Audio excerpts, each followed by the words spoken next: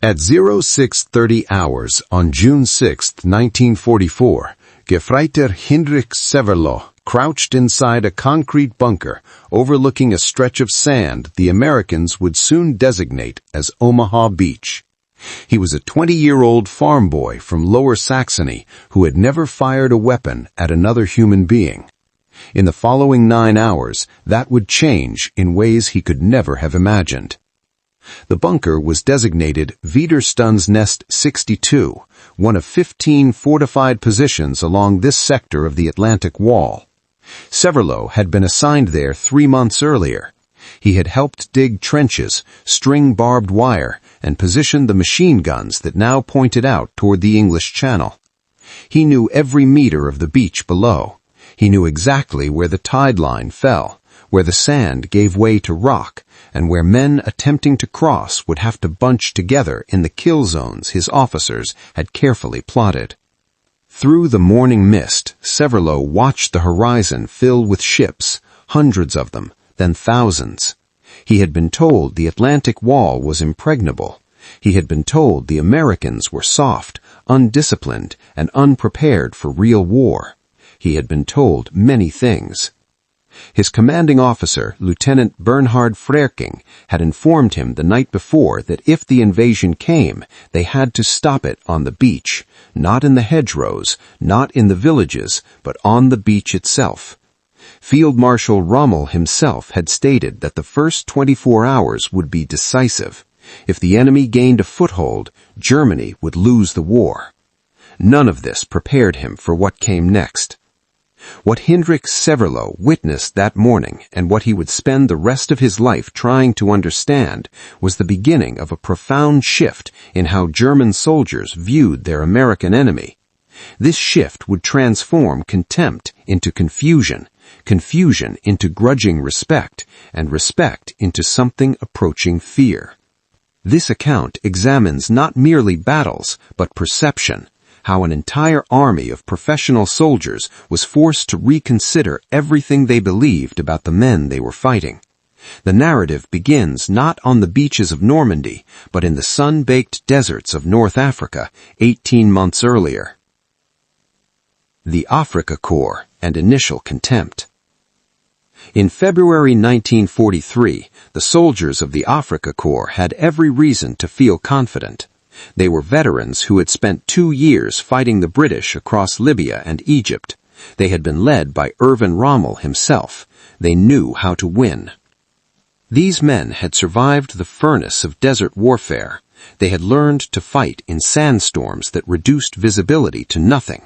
They had mastered the art of tank combat across vast open spaces where a single tactical mistake meant death. They had faced British Commonwealth forces at Tobruk and Al Alamein. They had pushed to within 60 miles of the Suez Canal.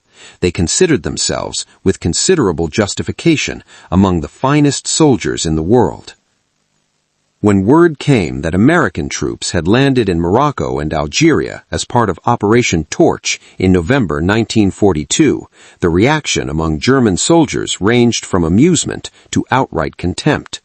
One lance corporal from the 15th Panzer Division wrote home in mid-February 1943 with a typical assessment, stating that they had fought the Ami, German slang for Americans, a few days prior and destroyed over 90 of their tanks.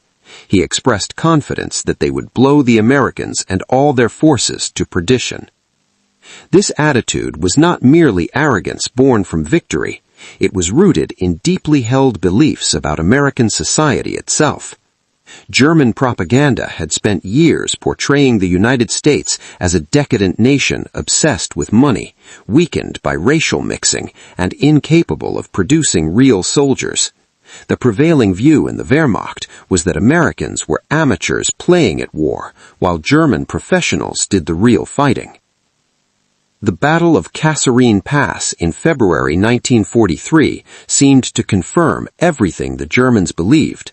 Rommel's forces tore through inexperienced American units, inflicting over 6,000 casualties, including approximately 300 killed, 3,000 wounded, and 3,000 captured. American tanks burned in the Tunisian hills. American infantry fled in disorder. American commanders lost control of their units. German tank crews spoke of the Tunisian fighting with something approaching joy. After years of facing the methodical, well-supplied British, they found American units disorganized and easily panicked. Panzers rolled through American positions that should have held. Infantry scattered before German pressure. Officers lost contact with their men.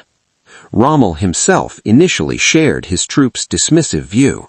He had studied the American positions, noted the scattered deployment of their forces, and identified what he termed fundamental weaknesses in their tactical thinking. The Americans, he believed, were years away from becoming competent soldiers.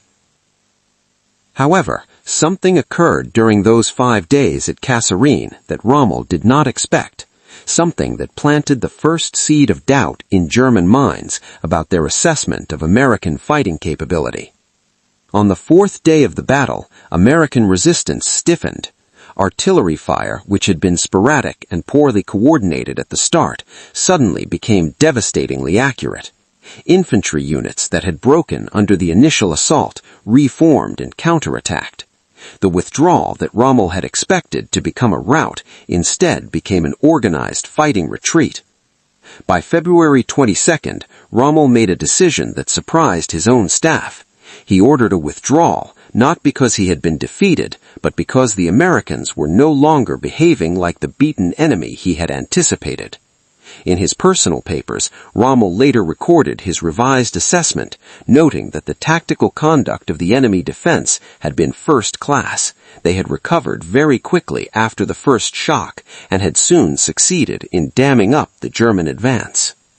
That phrase, recovered very quickly, would become a recurring theme in German assessments of American forces for the rest of the war. The Germans had expected the Americans to break. Instead, they bent and bounced back. Rapid American adaptation. What Rommel and his officers could not see was the machinery of change already grinding into motion behind American lines. Within weeks of Kasserine, heads began to roll. General Fredendall was relieved of command and replaced by George S. Patton, a vastly different kind of leader. Omar Bradley came in as assistant corps commander. The entire command structure was reorganized. More importantly, the American Army learned. Officers who had witnessed the debacle analyzed what had gone wrong and implemented corrections. Units that had been scattered were consolidated. Training programs were intensified. Communication procedures were overhauled. Artillery coordination, which had been sporadic at best, became a priority. The speed of this adaptation shocked German commanders who expected the Americans to require months or years to digest their lessons. Instead, improvements were visible within weeks. At the Battle of El Ghautar in late March 1943, just 5 weeks after Kasserine, American forces faced another German attack. This time, they held. American artillery shattered German armor columns.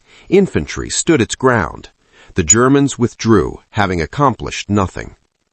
This pattern of rapid learning would define the American military experience in World War II. Unlike armies built on long traditions and rigid doctrines, the Americans proved willing to discard methods that did not work and adopt new ones that did. They learned from the British. They learned from the Germans. Most importantly, they learned from their own mistakes, and they learned quickly. The German army in Tunisia was eventually trapped between American forces advancing from the west and British forces pressing from the east. On May 13, 1943, the remnants of the Africa Corps surrendered along with over 260,000 Axis troops. It was a catastrophe for Germany, second only to Stalingrad. Among those captured were many of the veterans who had mocked American soldiers just 3 months earlier. However, the full implications of what this meant would not become clear until the summer of 1944, until Normandy, until men like Heinrich Severloh saw with their own eyes what American industrial power and American determination could actually accomplish. D-Day, a changed perspective. The morning of June 6, 1944, changed everything the German soldier thought he knew about fighting Americans. Severlo was positioned in Widerstandsnest 62, a fortified resistance nest overlooking what the Allies had designated as Omaha Beach. He manned an MG-42 machine gun with a clear field of fire across several hundred meters of open sand. Below him, the first waves of American infantry would have to cross that killing ground under his guns. When the landing craft appeared through the morning fog, Severlo began firing, and he did not stop for hours. The weapon in his hands was an MG-42, one of the most effective machine guns of the war. It fired at a rate of 1,200 rounds per minute, so fast that individual shots blurred into a continuous roar. Below him, American soldiers had to cross several hundred meters of open sand while exposed to this fire. There was no cover, no concealment, just sand and water, and the slow dying of men who had nowhere to hide. Severlo later estimated that he fired over 12,000 rounds that morning. He went through several barrels as they overheated. He fired until his hands were blistered and his ears rang, and the smell of burnt propellant filled the bunker. He fired until he ran out of machine gun ammunition and switched to a rifle. He fired until the Americans finally broke through the defenses and he was forced to withdraw. What happened on that beach has been described in countless histories, but the German perspective reveals something different from the American accounts of heroism and sacrifice. From behind his machine gun, Severlo watched wave after wave of American soldiers fall. He watched them pile up at the waterline. He watched the tide come in and move the bodies. And he watched something else. He watched them keep coming. This was the detail that German soldiers across Normandy reported with a mixture of disbelief and horror. The Americans did not stop. Landing craft were destroyed, and more appeared. Men were cut down on the sand, and more ran forward to take their places. Entire units were annihilated, and fresh units landed to continue the assault. The scale of the invasion compounded the psychological shock. German defenders looked out at the English Channel and saw an armada that defied comprehension. One captured German soldier marched past supply dumps that had been established on the beach within hours of the landing, reportedly made the observation that became famous among logistics officers. He stated that he knew how the Allies had defeated them, by piling up supplies and then letting them fall on the Germans. He was more correct than he knew.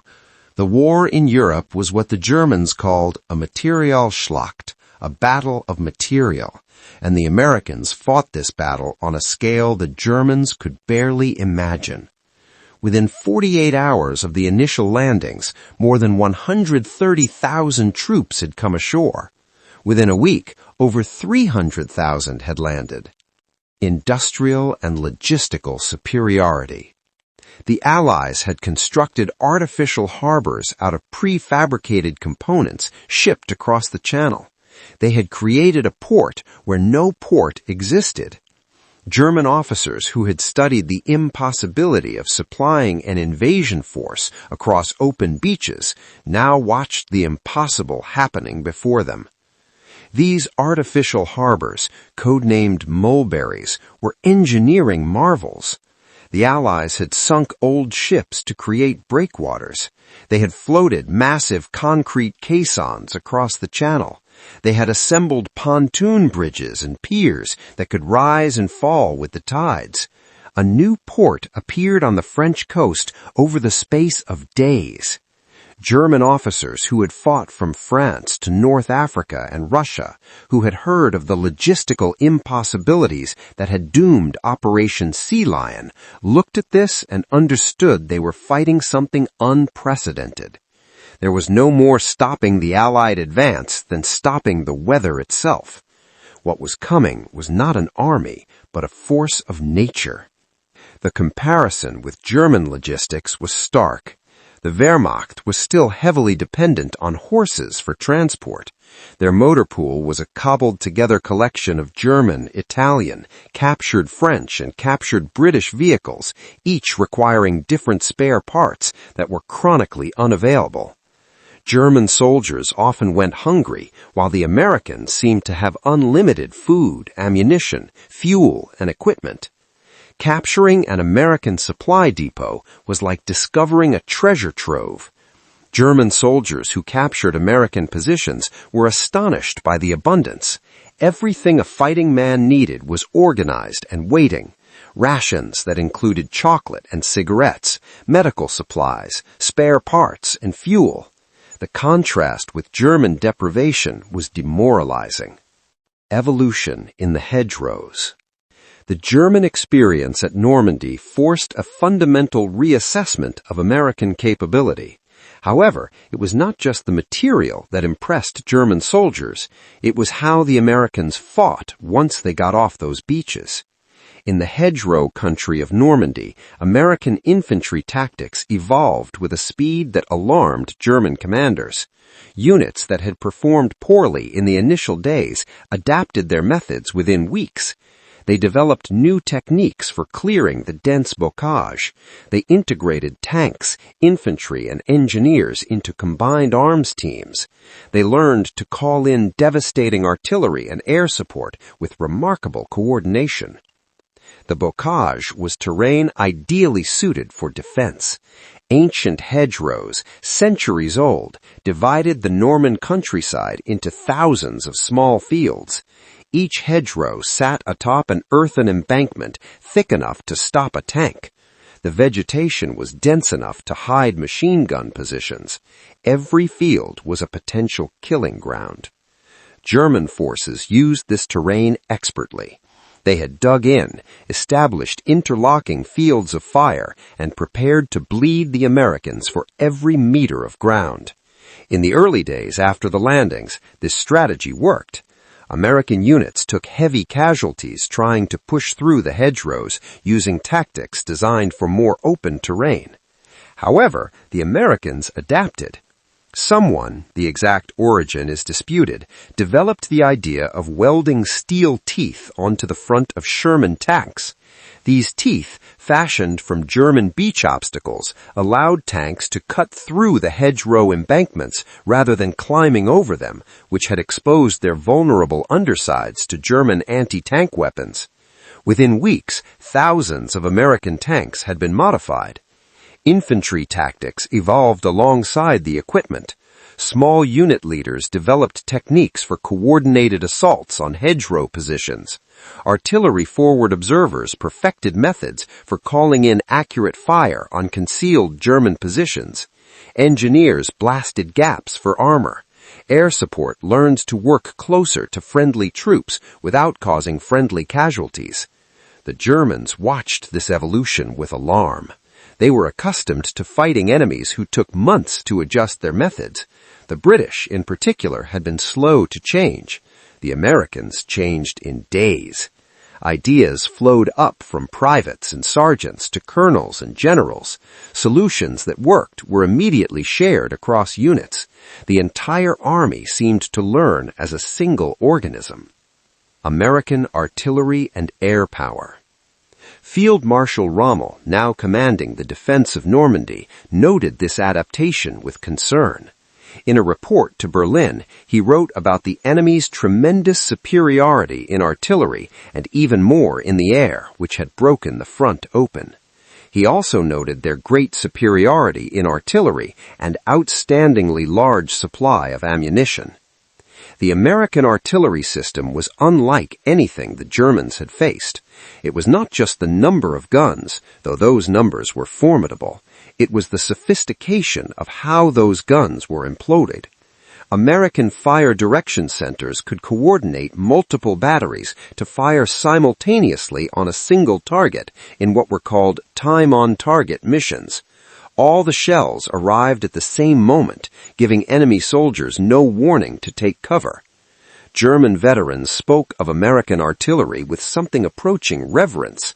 The accuracy was stunning, the volume was overwhelming, and it seemed to arrive everywhere, all the time, without end. One German officer described lying in a trench while American shells fell for hours, unable to move, unable to fight back, just waiting for the barrage to end or a shell to find him. The small Piper Cub observation planes that American artillery battalions used became symbols of impending doom. German soldiers learned that if they could see one of those little aircraft circling overhead, their position had been spotted and artillery fire was imminent. The Germans called them their most hated enemies, more feared than tanks or infantry. Air power compounded the artillery advantage. American fighter-bombers roamed behind German lines, attacking anything that moved. Truck convoys were destroyed on the roads. Trains were strafed in their stations. Individual soldiers learned to freeze at the sound of aircraft engines, knowing that any movement might draw an attack. German reinforcements moving toward Normandy had to travel at night and hide during the day. Units that should have reached the front in hours took days. Fuel and ammunition that should have resupplied frontline troops were destroyed before arrival. The Germans found themselves fighting with one hand tied behind their back, while the Americans seemed to have unlimited resources.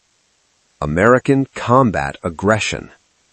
What truly changed German perceptions, however, was not American firepower, it was American aggression. German veterans who had fought against the British, the French, and the Soviets reported something distinctive about American combat behavior. One former Wehrmacht soldier interviewed after the war described it in comparative terms. The British were competent and professional, but slow. They would only attack with absolutely overwhelming force. The Russians were capable soldiers, but their tactics were often crude. The Americans were different. What struck German soldiers most was American aggression in response to attacks.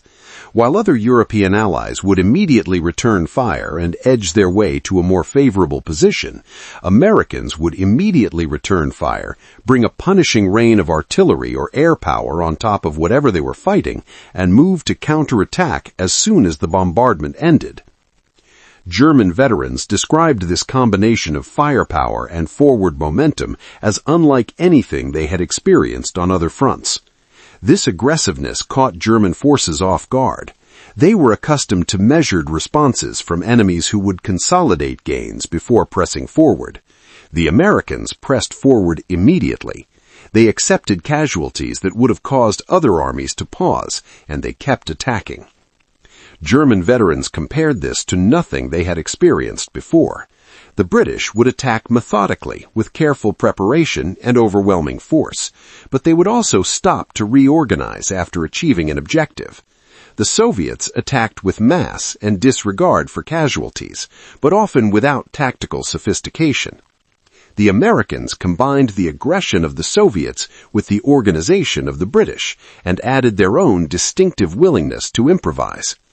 German veterans who survived the Normandy campaign consistently described American tactics as relentless. The tempo never let up. Before defenders could recover from one attack, another would hit them from a different direction. Losses that would have stalled other forces seemed only to fuel American determination. It was exhausting merely trying to survive against such constant pressure. This tempo of operations, maintained day after day and week after week, wore down German defenders. Units that had been at full strength were ground down to shadows. Officers who had survived years of fighting were killed or wounded. The relentless pressure combined with overwhelming firepower and endless supplies created conditions under which effective defense became impossible. Treatment of prisoners and civilians. At the same time, German soldiers noted a contradiction that confused them. These same aggressive fighters treated prisoners and civilians with a consideration that seemed incompatible with their ferocity in combat. German propaganda had warned soldiers to expect brutality from the Americans. Instead, captured Germans often found themselves offered cigarettes, chocolate, and medical treatment. The contrast between expectation and reality left many prisoners stunned. They had been told Americans would be cruel and vengeful. Instead, they found captors who followed the Geneva Convention, provided medical care, and treated prisoners with a dignity that many had not expected from any enemy. German officers who became prisoners noted the informal relationship between American officers and enlisted men. The lack of rigid hierarchy surprised them. American officers ate with their men, joked with them, and treated them as colleagues rather than subordinates. This informality, which German military culture would have considered a weakness, seemed to produce soldiers who fought with initiative and determination. This combination of combat ferocity and humane treatment created cognitive dissonance for German soldiers. The enemy was simultaneously more aggressive in battle and more civilized in victory than they had expected. The propaganda image of the soft, decadent American had collided with reality, and reality won. The Battle of the Bulge. By December 1944, German forces in the West had been pushed back to their own borders. Hitler, desperate to reverse the tide, gathered his remaining reserves for one final offensive. Operation Wacht am Rhein would strike through the Ardennes forest, the same route German forces had used to defeat France in 1940. The goal was to split the Allied armies and capture the vital port of Antwerp. The Battle of the Bulge would become the largest battle ever fought by the United States Army, and it would provide the final proof of how completely German perceptions of American soldiers had changed. The offensive was Hitler's personal gamble. Against the advice of his generals, he had gathered virtually every reserve the Wehrmacht could scrape together. 3 armies, over 200,000 men, nearly 1,000 tanks. The goal was audacious: strike through the same Ardennes forest that had enabled German victory in 1940, split the Allied armies, capture Antwerp, and force the Western Allies to negotiate. German commanders were skeptical. Field Marshal Gerd von Rundstedt and Field Marshal Walter Model both believed the plan was too ambitious given the resources available. Model reportedly told subordinates the plan had no more than a 10% chance of success, but Hitler would hear no objections. The attack would proceed. On December 16, 1944, over 200,000 German troops with nearly 1,000 tanks launched a complete surprise attack against American positions thinly spread across 85 miles of the Ardennes forest. The timing was deliberate. Hitler had waited for weather conditions that would ground Allied aircraft. Heavy fog and snow blanketed the region, neutralizing the air superiority that had devastated German forces in Normandy.